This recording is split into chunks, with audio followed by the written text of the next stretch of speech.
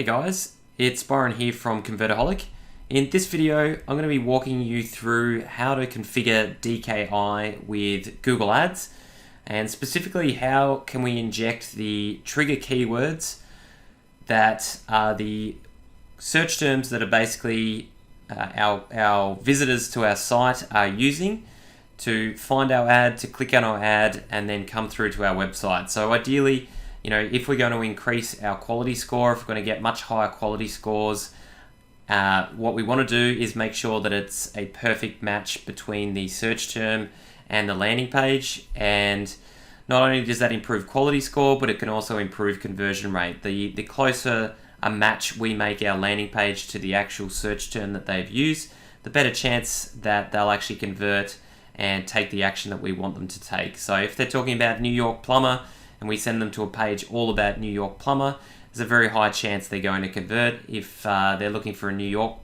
plumber and we send them to a generic plumbing page that doesn't specifically mention any locations, then that may convert, but it also, you would expect that it would convert at a lower rate just because it doesn't have that kind of exact match between their search term and the actual landing page. So let's jump into it. So I'm going to use the examples that we've got here from our previous website. So for now, from our previous training video, I should say.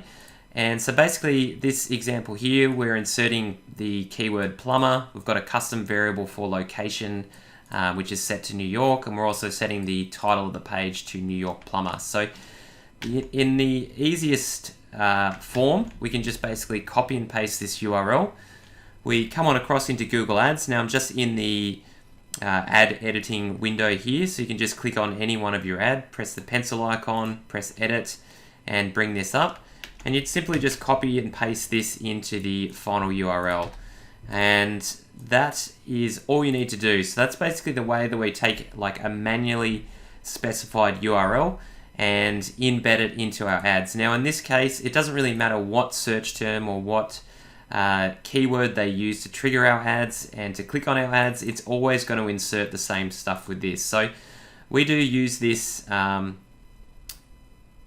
across a number of different campaigns where we manually specify the URLs. It still allows us to use one single landing page to target many different locations and so forth, but allows us to make sure that we know exactly which words are being inserted into our landing page, and therefore we know that when our visitors get to the landing page, it's all going to read and make sense and be correct in that regard. So that's the benefit of using manually specified. It does take a little bit longer and requires a little bit more segmentation throughout your ad account to actually make this work correctly. Now, if we actually wanted to just insert the trigger term, so the actual keyword. So basically, typically how it works is we actually insert the trigger keyword, not necessarily the exact search term. So that's what we're aiming to do here. And there is a special variable for that. And basically it's set up like this. So basically this syntax is saying, take that trigger keyword that the user has used to trigger our ad and insert that and send that to our landing page. Now, if you just go to this URL and use it, nothing's going to show. In fact, it's just going to show this variable when you check it.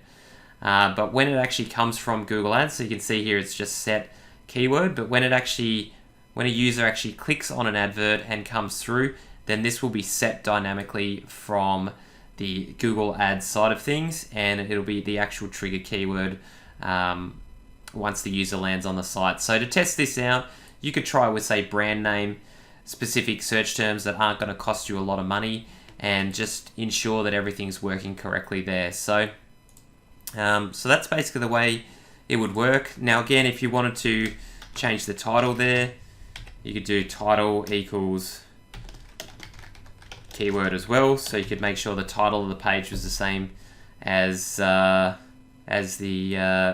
search term that they've used. And that's basically the syntax that you use to set things up. Now, if you're using tracking templates, let's say you're using like a ClickCease or a PPC Protect or some sort of click fraud, there might already be tracking templates set up which could potentially have an impact with this. And the way that I've found to fix that is actually by using the value track parameters down here. And this is where you can actually set a tracking template here. So there's a lot of different variables you can use as part of these tracking templates. They work in a very similar way. So you would just basically remove this, and landing page URL will set the we'll take this final URL here, and then we go question mark keyword equals keyword and titles equals keyword. So in most cases we use final URL, but we have found some issues when tracking templates and other things are used across the account.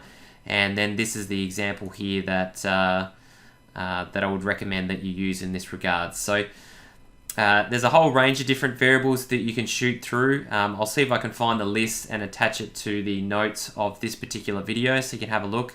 If you wanted to send through other variables and other specialized items that Google has for us, then you can certainly have a look at those and insert them into custom variables and potentially use them across the site as well.